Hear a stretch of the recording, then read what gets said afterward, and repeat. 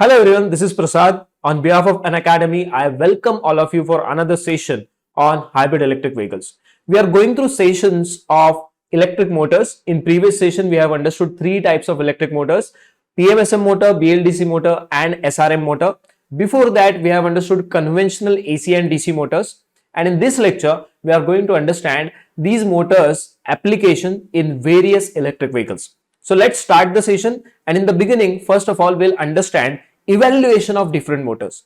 Now here you see the evaluation is done based on various important terms called as power density. I hope you remember power density. It is kilowatt per kilogram, means how much amount of weight the motor has for a kilowatt of power. Then efficiency. What is efficiency? Efficiency is denoted by eta. It is output divided by input. Higher the efficiency, better is the motor.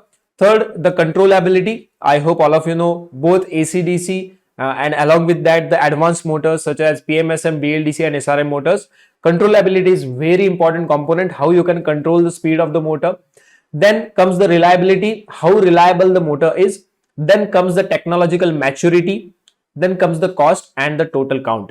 Now here 5 means the maximum score and 0 means the minimum score. Okay, so if you consider the power density, here you will find maximum power density is available in permanent magnet motors. Maximum power density.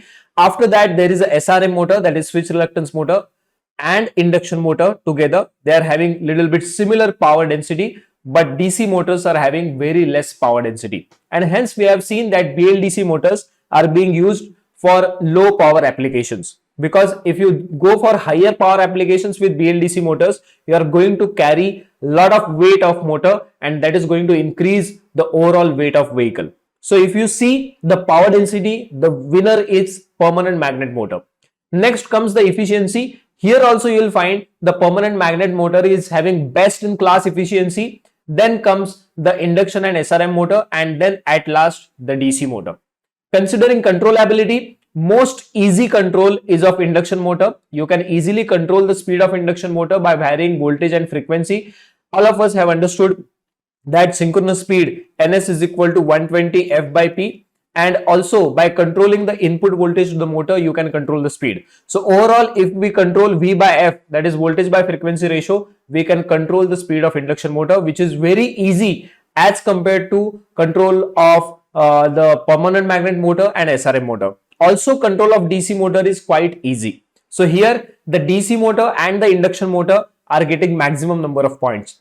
If you see reliability, the most reliable motor is induction and SRM, but you will find SRM is having little bit of complex control. That's why we are not using SRM in most of the industrial applications. I already told you in previous lectures that induction motor, that too squirrel cage induction motor, is being used across the industry. More than 90% of industry works on the 3-phase squirrel cage induction motor. So here you will find reliability is very good for 3-phase induction motors, and for SRM motors also reliability is good. But it is less for permanent magnet motor and DC motor, because there comes a part of controllability wherein you are going to use the power electronic switching elements to control the torque and the speed of the motor.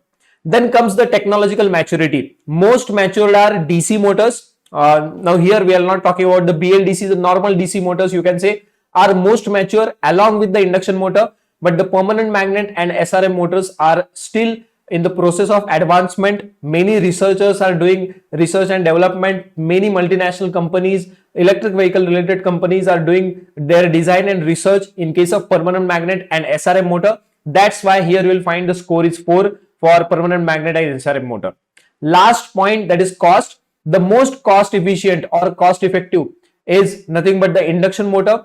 Very cheap as compared to the DC motor, the permanent magnet motor and the SRM motor. So here cost wise also the induction motor is very less costly as compared to other motors. So here you will find, considering the controllability, the reliability, the technological maturity, the cost, the induction motor is getting 5 out of 5 points, and that is why you will find the total points for induction motor are 27, followed by permanent magnet motor 25, then comes the SRM motor 23, and then comes the DC motor, that is 22. So induction motors and permanent magnet motors are most suitable for electric vehicle applications.